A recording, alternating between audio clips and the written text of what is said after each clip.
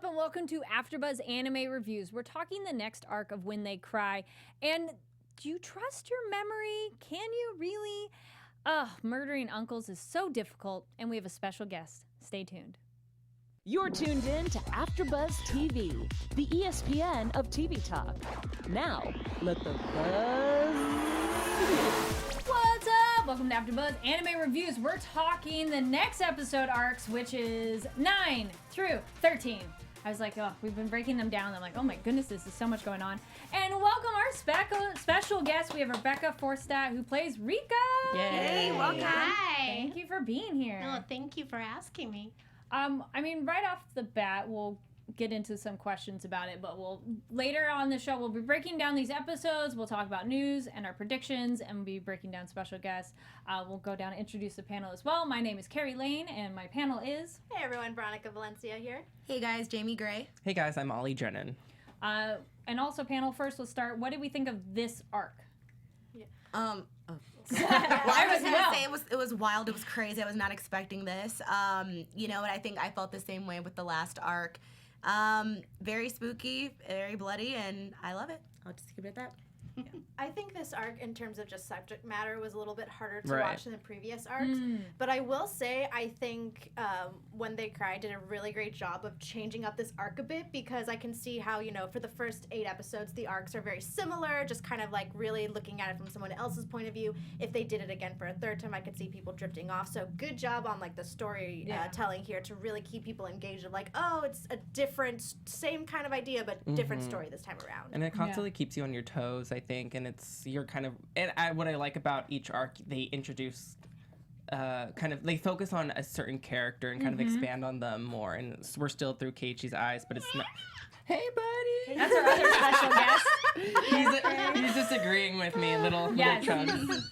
Aww. He got scared from this arc. I can imagine he would be. Yeah, it was pretty creepy. I would say this one was more creepy than bloody in a way, because I mean we get the bat thing, which we'll get to, but somehow like you don't see as much, or maybe it didn't happen. So I don't know. So then, Rebecca, for working on this series When They Cry, what was it like seeing these different arcs? Now, we have not seen where it goes, so please, no spoilers. If you've already seen the show, no spoilers. So what was it like seeing an anime where it's very, almost complete arcs, but different stories unfolding?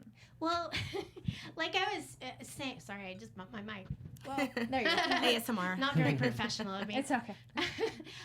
What I was saying was that, you know, when we come in as voice actors, we usually just come in and we don't see the script.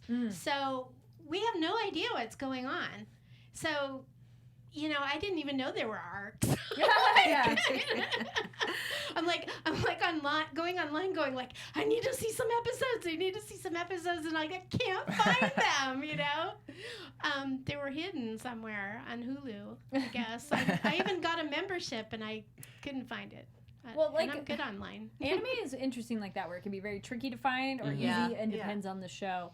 And then with this particular show, it's not in these arcs, but I kind of wanted to ask, do you remember the last arc we talked about where there's kind of the metaphor Rika and Keichii are having about the cats and the dogs? Now, as a voiceover artist where you don't know the circumstances, did you come into that one going, okay, what are we talking about here? Yeah, I do.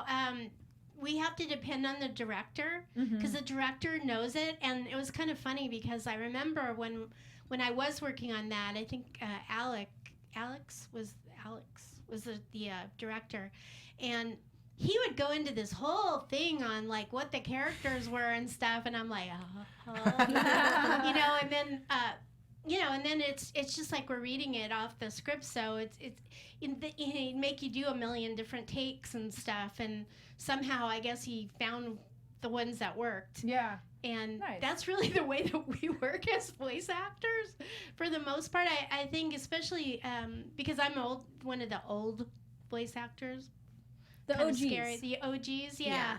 Is that what we're called? I like that. That's a cool, like, you're the originals. Yeah, like we're originals. Trendsetters. Yeah, we were.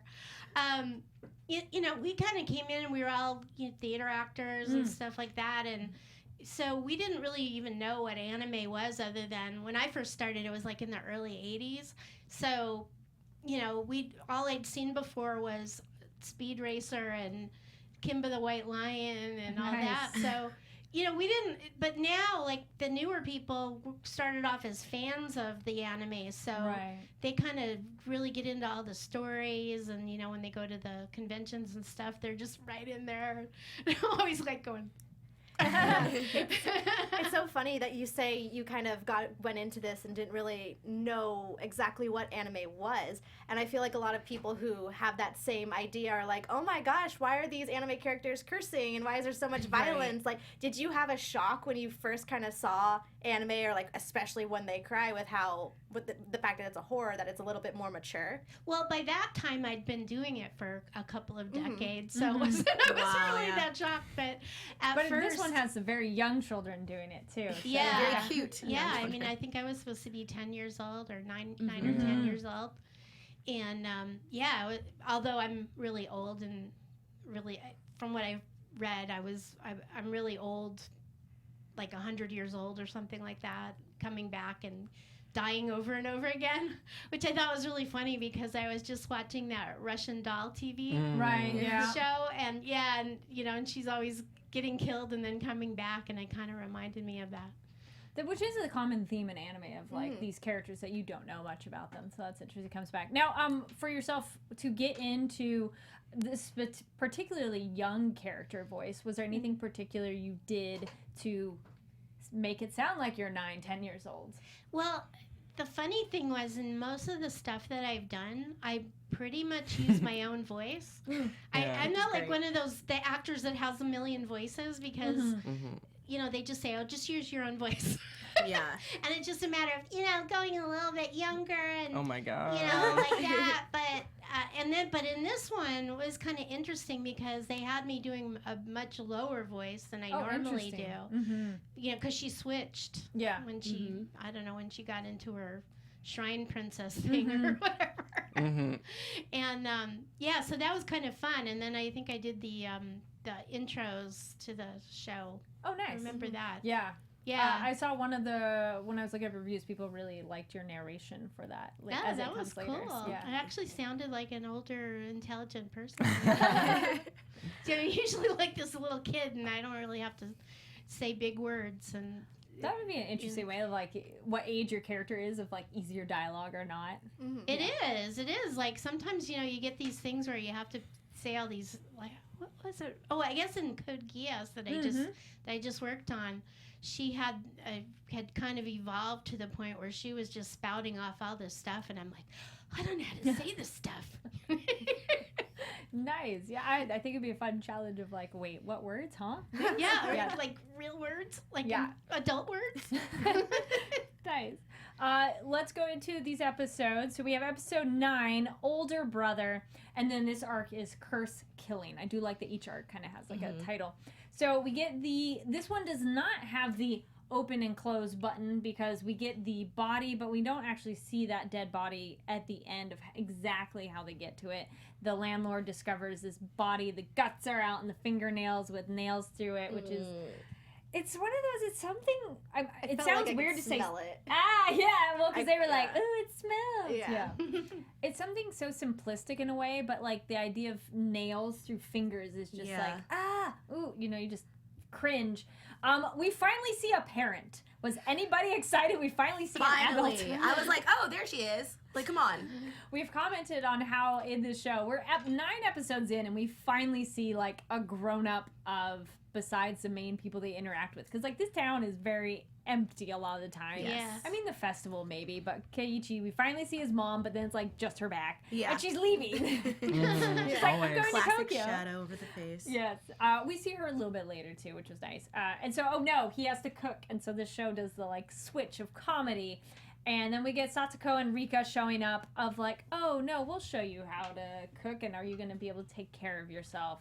And that's when we get the new word of Nini, of a older brother word, and get that of Satoshi has air quotes, run away. 'Cause, I don't know. Jaimi, how suspicious are you being now? Well, you know, I'm always suspicious like this whole show. So I was like, okay, Satoko killed him or somebody killed him. Like I was just like, he's dead. He's gone. He's not disappeared. So I always jump the gun. It's hard not to with this show.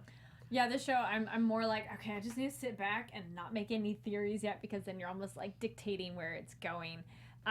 We have the baseball game. Like this show, this show is very interesting, of going from this really dark and creepy to super light. What was it like, Rebecca, acting in a show that like has such extreme tonal shifts? Like this show goes from really creepy, like, or really light, and then goes to like dark and creepy and blood and guts. I think I'm trying to remember how we did it, but sometimes we would do the lighter stuff and then go back and do the other stuff, because it's a little bit of a strain on your voice. Sure. So I think if I remember, that's what we did. I may be wrong. I don't know. No, that totally makes sense, because it's a lot of yelling sense. and the deeper voices. It's almost like a warm up too for your voice to go to that start like all happy and then get to the serious horrific and scenes. if there's anything where you're screaming and stuff like that, usually they'll leave that to the end. Otherwise, you'd be like, you'd be losing your voice. Scratchy. People have asked before for voice actors and for your own thoughts on it. Do you have any suggestions for people of like ways to take care of your voice when you have to do the yelling things, or just general advice? I've been, I started off yelling like from the very beginning, and now I can't do it that well anymore. So I'll leave that to the younger actors. But yeah, it can take a real strain. Luckily, I think, at least for me, I would normally only work 2 to 4 hours at a time. Okay. That was my other question of how long were sessions. Yeah, because otherwise, I know some people do work longer than that, but it's really hard on your voice. And some of the things that you can do, obviously, are tea, and actually there's this little mail place right on Riverside Drive, because I live right near there. And this guy sells all this stuff for your voice, like it's all these herbal things that you can use for it, but mainly it's breathing. It's using your chest voice. Even if you're doing a little bitty voice like this, you've got to save it, because really you can have some really major problems. Don't smoke. That could be a real pain. Unless I wouldn't suggest smoking, but some people like Barbara Goodson, who doesn't smoke, has this kind of more whiskier voice, and that can be really great for certain types of parts. But if you're trying to do little girls, you don't want to don't smoke. Mess it up. Don't little do girls that. don't smoke. Actually, I had a problem with that one time.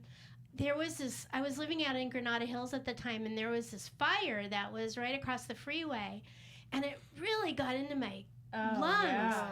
And I ended up in the ER. I was fine, but it was like I couldn't breathe. I was just really having a hard time. And then I was doing this part of it was called the Mr. Men Show, and it was this girl who giggles all the time. Her name was Miss Giggles. So every line she had to giggle, and I'd be like, So it was really hard, just like environmental stuff too. You have to be really careful with. That's probably something people don't think about, of like, yes, something like just literal environment. Yeah.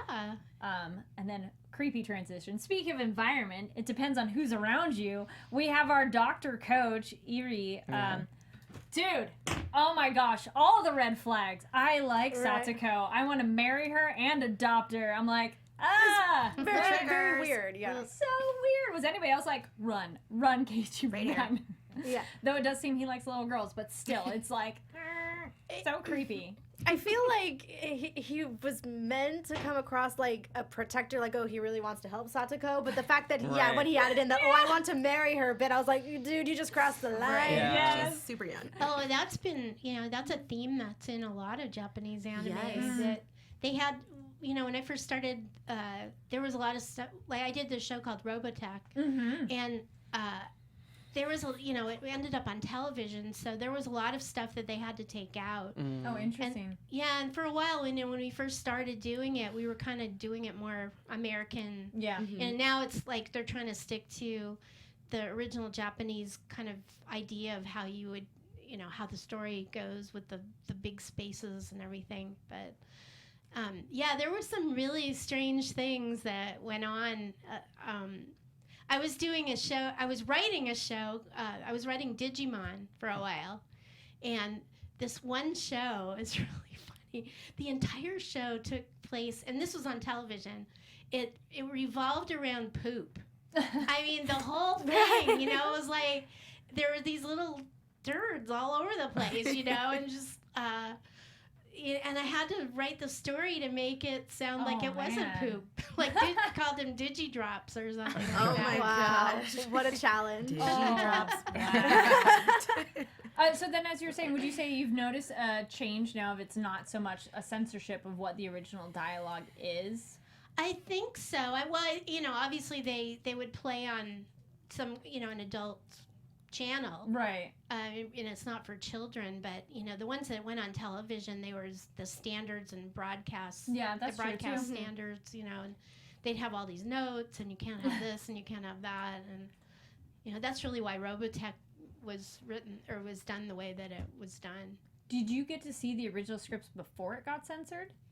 So, like, No. in this one, in talking about the creepiness, did you get to know, like, how weird it was originally? Well, we saw some of the scenes, that they'd have to cut out. With, Oh. Mm-hmm. they'd usually edit it, but, like, there'd be shower scenes where you were naked and, things like that. Yeah. Well, our doctor, I think he was creepy. I was like, nope, because I was just, creepy vibes. Yeah, for sure. Also, Shion has a moment of do not say the word transferred. Who told you to say that word? And is freaking out about it. Yeah, I feel like it's very apparent that Shion has a weird connection. Maybe not necessarily connection, but a weird fascination or some weird connection with Satoshi. Yes, absolutely. There's something going on. And Mion, too. Like, both of them. Both it's of like, them. there's something going on. Then we learn when Reina and Mion are talking about the Oyashiro curse, and pretty much they're not really hiding it, but they finally go, well, we're not hiding it from you, we just don't want to discuss it. So I'm glad somebody said that, because I'm like, dude, you're hiding it, which makes it more awkward. But Keiichi doesn't ask the questions ever. Not enough. Yeah. I mean, this can go back to one of those things of, like, is it a lie? Like, are you lying to me because you're withholding information? But I feel like at the same time, so up until this point, Keiichi really hasn't experienced the quote-unquote curse, or like nothing has happened to make him question it. So I guess it's like, why the moment this kid comes into town say, oh yeah, by the way, there's a curse, know. Also, we learned Reina was cursed once, and I'm like, Yeah. but what does that mean? And we don't really get any explanation. Episode 10, we have Bond. So Satoko's out sick, and we learn also that there's issues that probably her uncle is abusing her. We see the bruises. I think that's a little bit later. But that is part of why the coach is like, I want to take care of her. Don't believe him. Then we learn... Oh, Oishi was so creepy this arc. Our detective police officer, way creepier this arc. Yeah. Jaimi, what'd you think? He was a lot more aggressive, too, like, than usual. So I would definitely have to agree. That's where I was like, when we first talked about it, when we first reviewed the first episodes, I was like, this guy, he's the culprit. He's the one. But... then as the episodes have gone on, I'm like, I'm still confused. So, well, we learn later he goes missing, so. Yeah.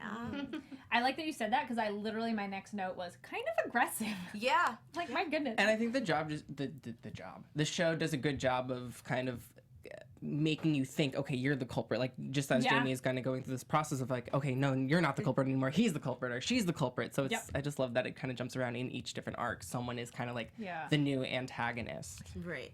Then we have the doctor kind of comes around and is able to break this up. So Satoko and apparently, there we go. We learned that Satoko, her brother Satoshi, they lived with their aunt and uncle after their parents go missing, die. They fall off the...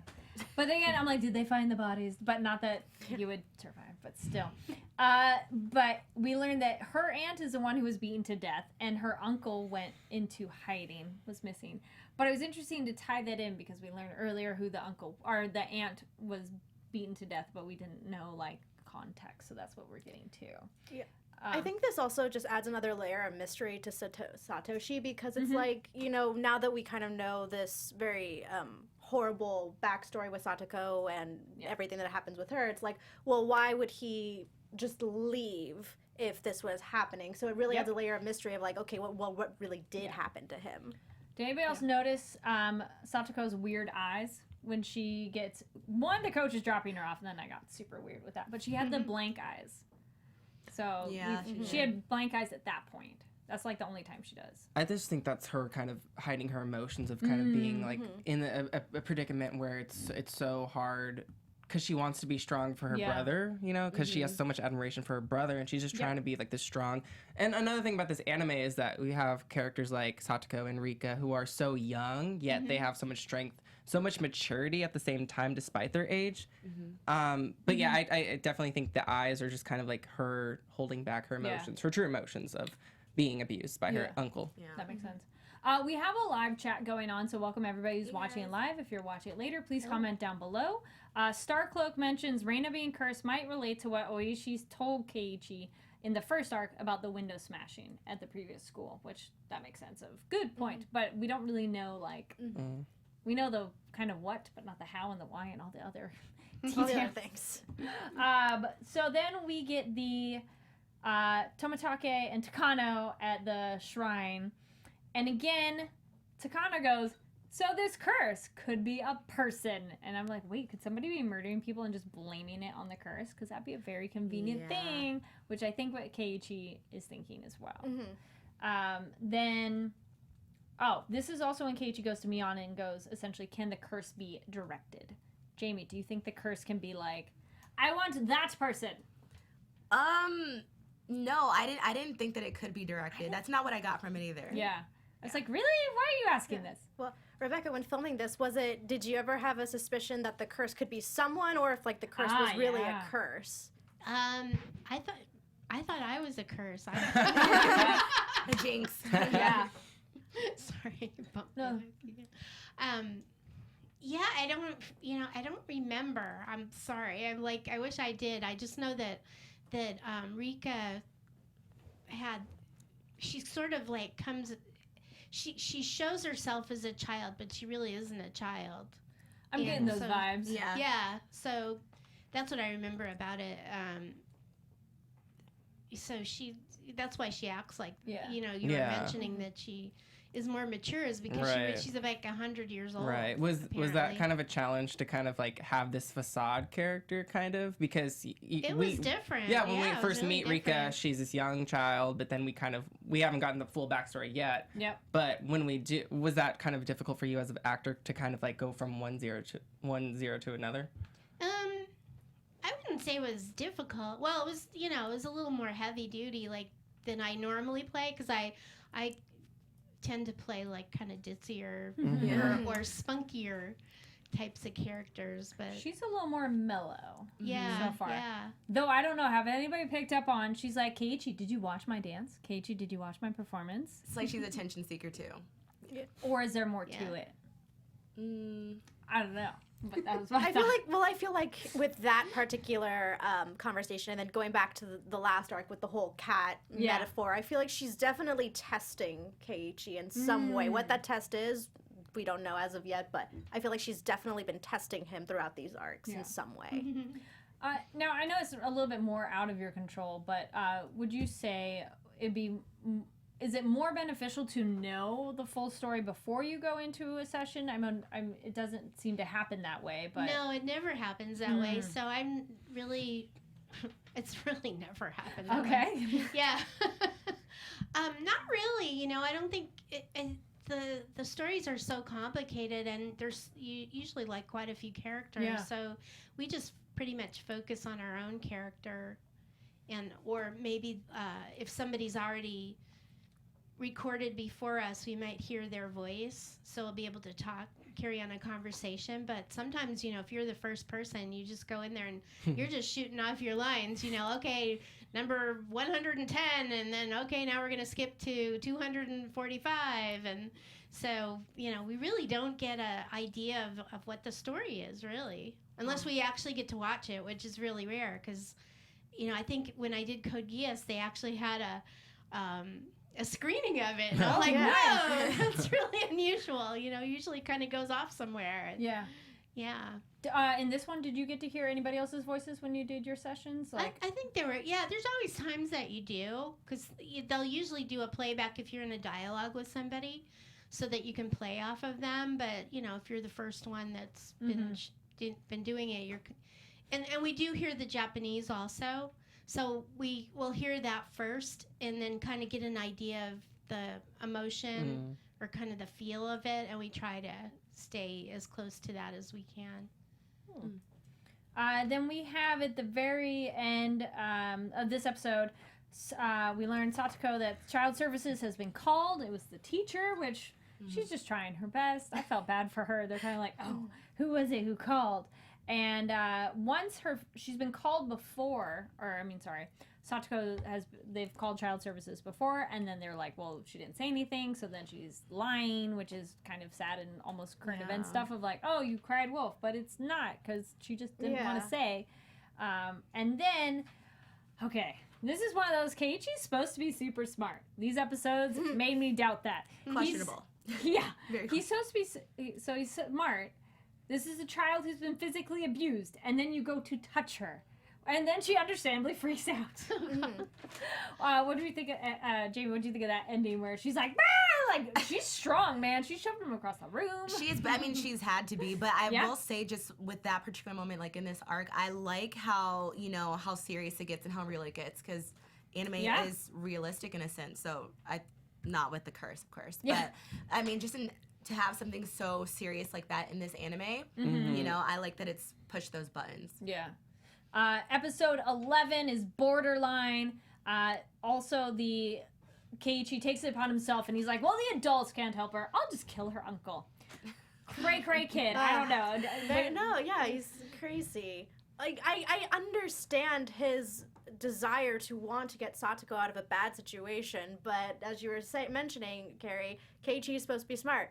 This is not a smart way of going about it, clearly.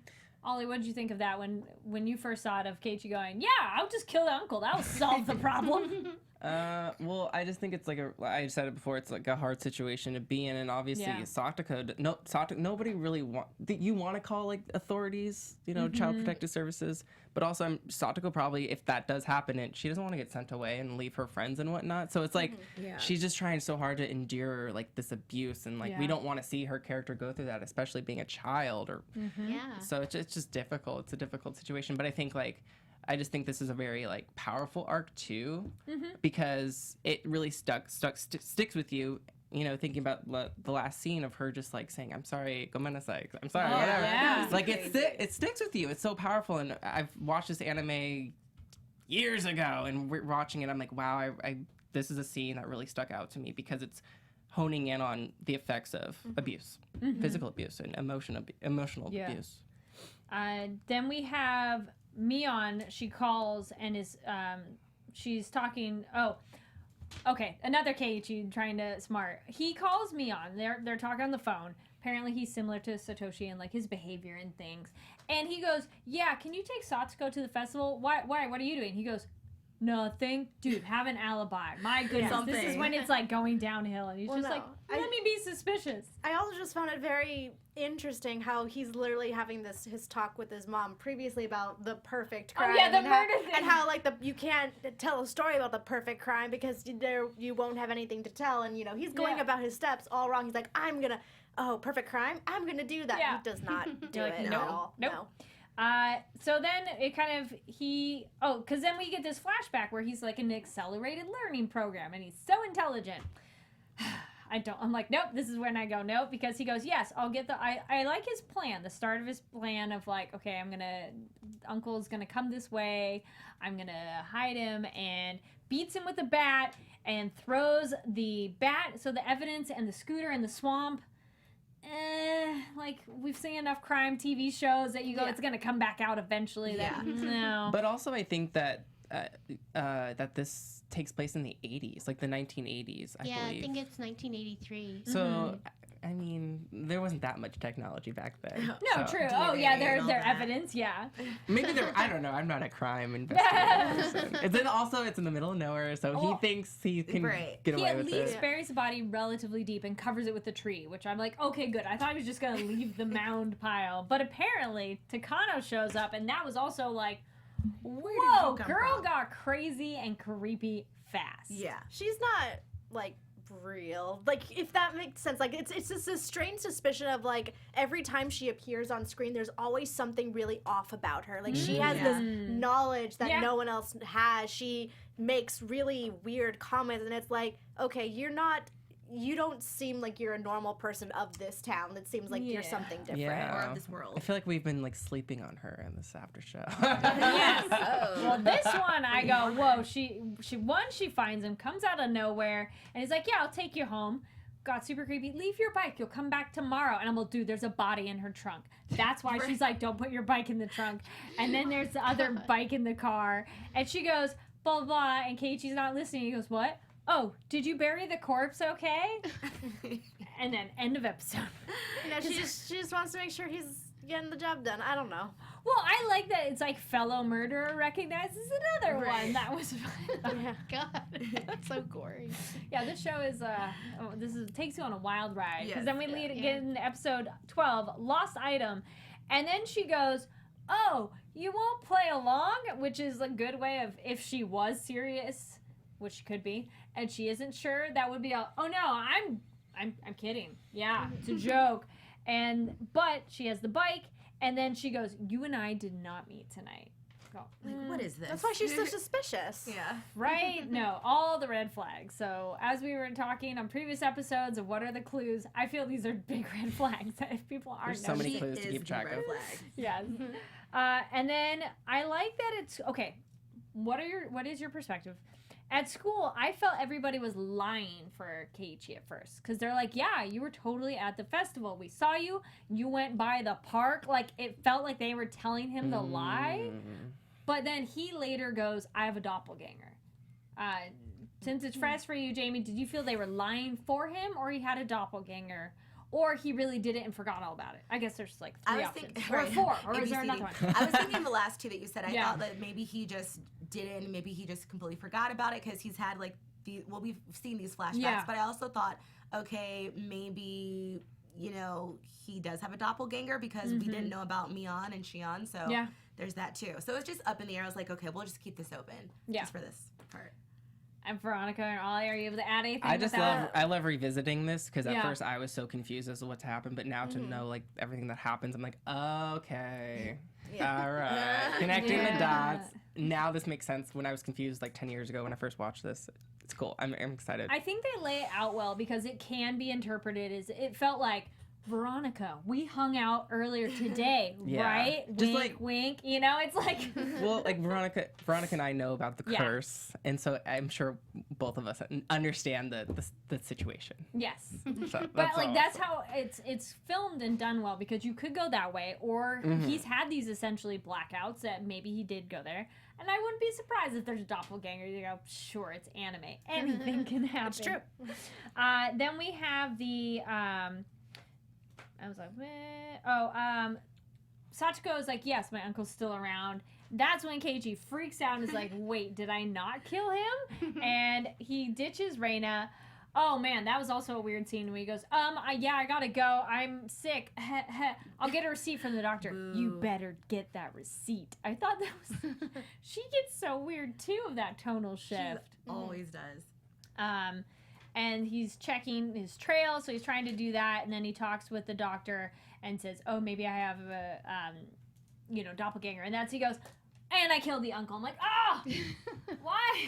It's just, dumb. why would you say that? I feel Yes. like at this point in the series, he's so confused by what's going on. Yeah. He's just like, well, I just need to let it out because I need to fill in the pieces for me. But at the same time, it's like, dude, Yeah. why are you confessing about this? Like, Yeah. you're literally telling everyone you did this crime, and if anything happens, it's going to come back at you. Yeah. Yeah.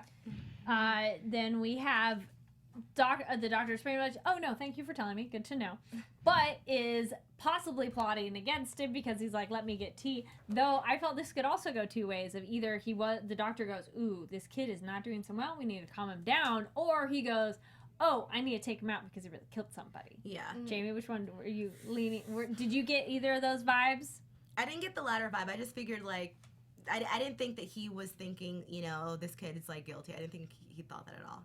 I thought he was more taking care of him, but I totally 100% how Keichii would be like, oh, they're out to get me. He's such a spaz, though. Keichii. Yes, he is.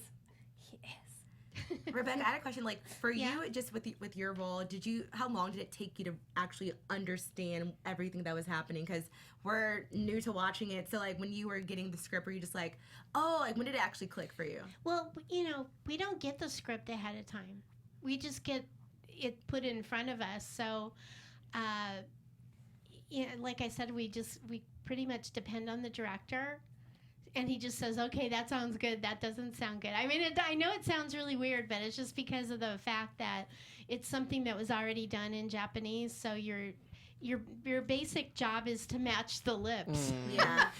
And get it all in. Well, springboarding off what Jaimi said, was it finally at the end, did earlier dialogue make more sense to you then? Yeah, I think as it goes, you know, you start to understand it a little bit more. Yeah. It is really difficult when you can't read it ahead of time. That's But that's just the way it is because they're just bringing the people in and out, and usually you're always in there by yourself. Mm-hmm. So you know they're just doing your lines and. So it is in a fit. vacuum, essentially. Yeah. It is. It's totally in a vacuum. I'm just sitting there listening to your whole thing, and I'm going, "Wow, that's really fascinating. I never knew that." You know? Well, I know it sounds stupid, but it's just the way it is. I mean, like, everybody who enjoys anime, you can deep dive into it, but we're definitely like, okay, let's chat about the things, what is going on, which is nice to be able to do that, and so appreciate everybody watching, listening. Please, again, comment down below your thoughts on these episodes, because it's really fun to revisit this. We've had a few people leave comments that they're like, oh, this is one of my favorite shows. And thank you so much for not spoiling it, because it's one of those, like, as we're going through it, it's really fun. And if you're listening, also thank you so much. Leave 5 stars, because, you know, 1 through 4 don't work, or you'll be taken by the curse. Yeah, exactly. You're next. Yes, da-da-da. Speaking of who's next, Takano supposedly her body's all burnt and dead. And I go, no body, no proof. Right. Is how I felt, yeah. Keichii then goes to the grave, but Oishi's there, and I'm like, wait, this got weird. How'd they know? Exactly. This was something when I first watched. I'm like, when I first watched, I was very confused by it, just because I'm like, how do they know? Are they just watching Keichii because they find him suspicious? Right. Mm-hmm. Which is what I would assume. I'm guessing they were just thinking he was weird and behaving weird. But there was a word where, or a phrase, Oishi says humans must be obedient, and I'm like, whoa. Either this was weird translation, because no person goes, wow, humans, like referring to him as others. So, I don't know. That made me go, about stuff that's going on. And Veronica and Ollie are like, I'm not looking over. They got their poker faces on. Also, again, continuing to be more aggressive. That's like, whoa, where is this character change? But no body, just an old drainage pipe, firmer ground, and nothing is buried. I was sitting there going, wait. Continuing to scratch my head, because it's just I don't get it. Well, it's either what we're seeing is lying to us, as in we're seeing just Keiichi's perspective, or something else. I'm like, or other. I don't know. Then we get episode 13, Apology. And then it's like, okay, well, maybe was it a dream, or, you know, what happened? Because we also get these cuts to when Keichii wakes up that are really they're not anchored to anything generally. He goes, oh, I've woken up, and we don't know what happened like the previous scene, which I kind of like, because then we are more like, what's going on? So, of course, this last bit, I'm just going to grab an axe, and I'm going to go kill the uncle again. No plan. So, Mr. Smarty Pants, no plan. I'm going to walk around with an axe that's wrapped up, that was weird, too. Yeah. He has anger issues that I need him to work out. Yes. He gets to the house. There's no bike. The house is super messy. But Satoko is in the bath, all overheated, and everything is supposed to count to like 10,000. What were you thinking when you saw these scenes?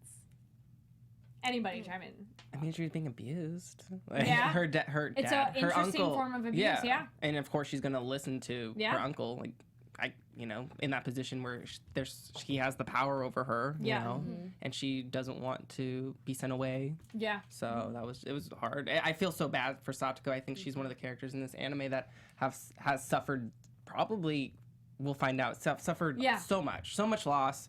Her brother, and there's still more scenes to come with her, and I feel so bad for her, you know. Yeah. She's a really character that I sympathize with. But she has so much strength at the end of the day. So, yeah. Jaimi, what do you think of this? Like, it's also a form of abuse that you maybe wouldn't think of, like heat exhaustion, you have to stay in a bath. Like, it was an interesting, abstract way to do it. Yeah, I mean, but I think she also is probably becoming numb to the abuse, too. Like, because she's so used to it, that maybe she kind of becomes a masochist in a way where she enjoys, not that she enjoys the pain, but she's just so used to the pain that it's like... It's like nothing to her. Yeah. That's alarming. Yeah. But there's actual people like that. And then he takes her out of there. He goes crazy and destroys stuff and just lets her have a towel. I do like that she's like, could I have some clothes? Yeah, I like how she points that out later, not right away. Like, oh, can I get some clothes? It's like, you're gonna leave me here in a bathrobe only, or a bath towel or whatever. Yes, I like that she brings that up. She's like, this is weird. We meet also Komiyama, another detective, which points out that the doctor is dead, possibly a suicide with sleeping pills. I'm suspicious on that. And Oishi is missing. So, again, if we think Oishi's dead, it's like, nope, he's dead. See, like, all of the suspects are dying. Yes. Takano. You know, it's like, well, who's alive? left? I know, who's left in the town? Right? There was like, it was all a really small town, right? Exactly. Their numbers just keep expanding. Nobody really dies. Right. So Keichii thinks then he can wish people dead. Oh my God. Right? You go. It's just like, come on. I mean, it's just a weird coincidence for him. Yes. Of like how everyone he wanted gone is gone. Yeah. No, it's definitely... And I want to say the curse so far is essentially making you just crazy. Because we've seen that before with him and other characters. Like, but yeah, we don't know if it's a thing or... like we don't a know, concept yet. Right. We don't know if it's supernatural, like a body, or if it's like an actual madness. Yes.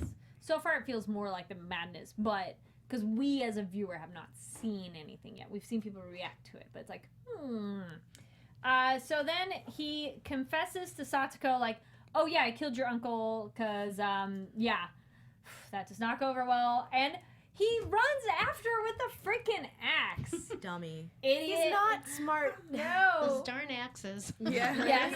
Like, no, I'm not going to want to go anywhere near you. You just told me you killed my uncle and you're coming at me with an axe. Yeah. It's not a bad attack. Right. And then later just tosses it. She's like, cool, now you got rid of the murder weapon.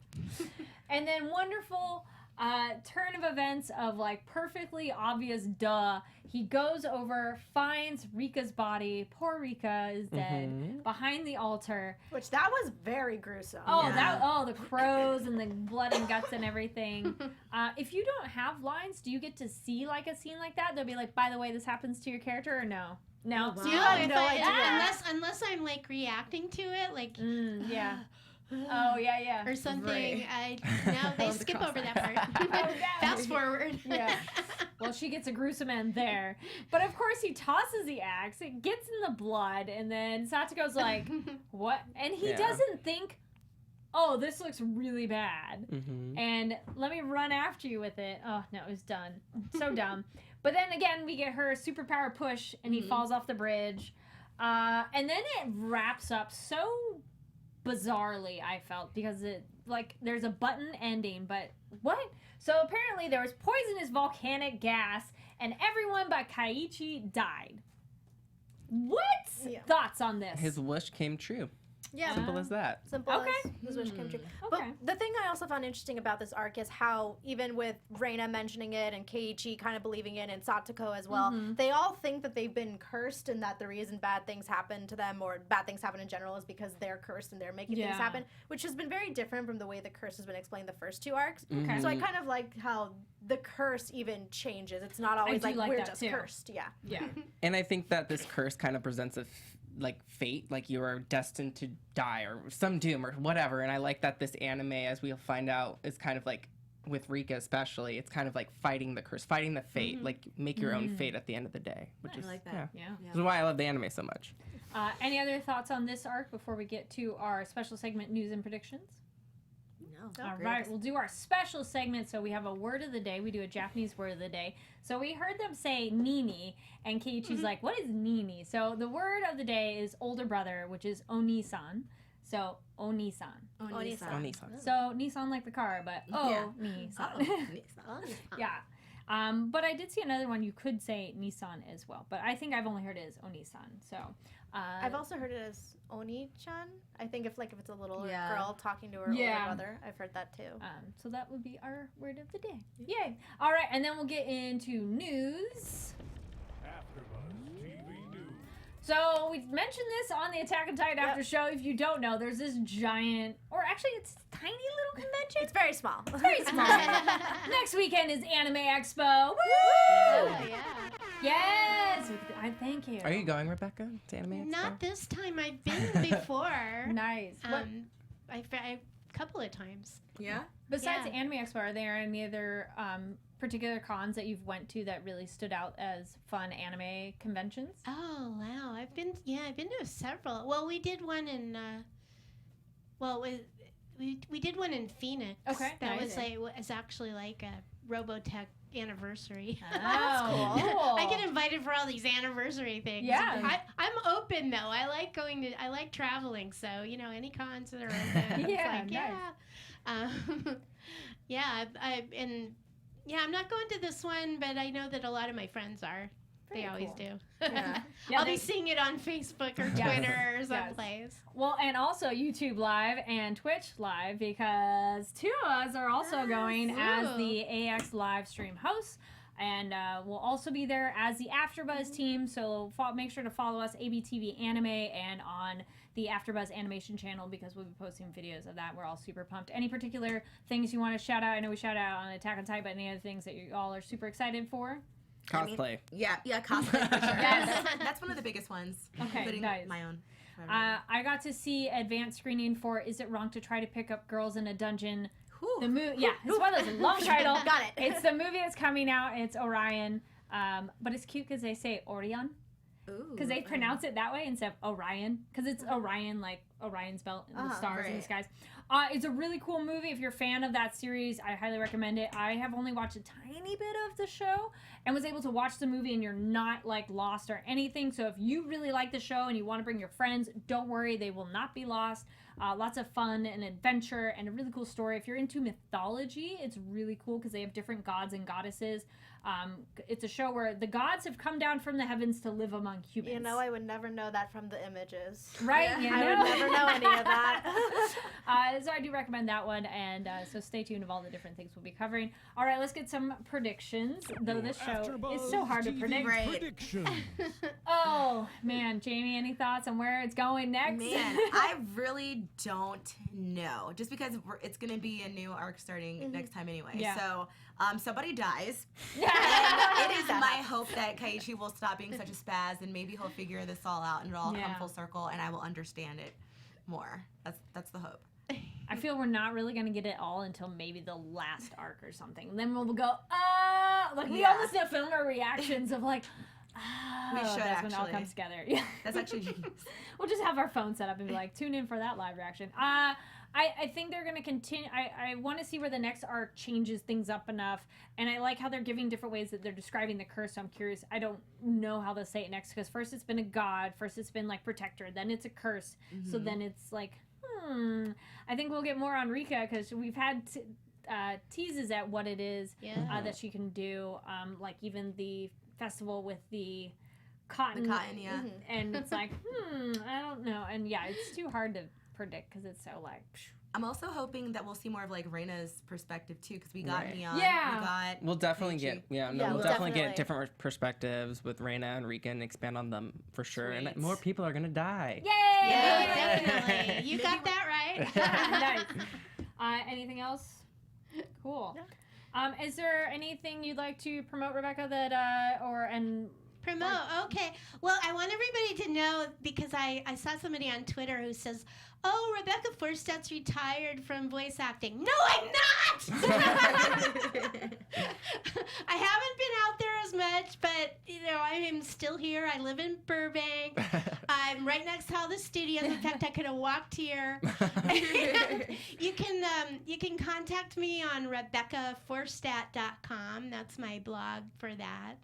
And yeah, that's where I am. Very cool. And then and then I just recently did the new Code Geass movie, Yes. Resurrection. Congrats, So that's that was exciting. pretty That is cool. exciting. Yeah. wonderful. Well, thank you so much for coming Thank in. It was you. great Thank to you. talk about the show and then your career of working in voice acting. That is still very much active. Yeah. I mean, I'm sorry I didn't know all the story arcs no, and all that's that okay. stuff. It's I was okay. looking online and I couldn't find anything, and I'm like, where is it? Well, that's what we're here for, of digging up anime that, like, maybe you've heard about. Yeah. And this was a show I had kind of heard about, like, back in Yeah. 2012, but didn't watch. And so it's fun to rehash them and talk about even if they've... That's a cool thing with anime. It generally ages well, that you can Yeah. watch it 10 years later and it still be super engaging. Maybe the style is different, but, you know, it's not, like...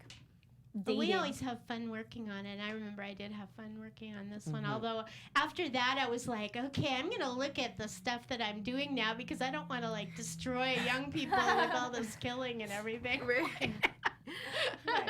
I just do little kid Yeah. shows. Real fluffy. My Little Yeah. Pony, or you know. Yeah. There you go. Is there anything else you'd like to add before we wrap up? Just have fun at Anime Expo. I wish I was Yes. going. Thank you. Thank well, you. hopefully people will see you at the next con and another Yeah. anime kind of thing like that for sure. I'm you available. Yeah. Well, thank you so much, Rebecca. It was great talking with you. Me and too. It was great to meet you guys. Yeah, Yeah, Thank you. definitely. Thank you. you mentioned your website is a Twitter that people should go look at too. To follow you? It's RebeccaForstadt.com and at Rebecca Forstadt. It's Forstadt, like Linda Ronstadt. You probably don't even remember her.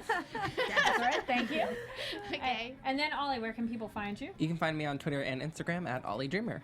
You can find me on Twitter at It's Jaimi Gray or on Instagram at Jaimi Gray. Hey everyone, Veronica Valencia. You can find me on Twitter and Instagram at It's Me, Veronica_V. And my name's Kari Lane. You can find me online at Kari D Lane. That's KARIDLANE. And again, follow us on ABTV Anime. A lot of news and press releases about Anime Expo. We'll be posting a lot of stuff there. Make sure to subscribe to the AfterBuzz animation channel so that you're up to date on everything. Thank you so much for watching, listening, and again, thank you, Rebecca. And we'll see you you. all next week. Or not next week. We're not here next week because we're at Anime Expo. Week after. Week after. Yes, sayonara. Our founder, Keven Undergaro, and me, Maria Menounos, would like to thank you for tuning in to AfterBuzz TV. Remember, we're not just the first, we're the biggest in the world, and we're the only destination for all your favorite TV shows. Whatever you crave, we've got it. So go to AfterBuzzTV.com and check out our lineup. Buzz you later. The views expressed herein are those of the hosts only and do not necessarily reflect the views of AfterBuzz TV or its owners or principals.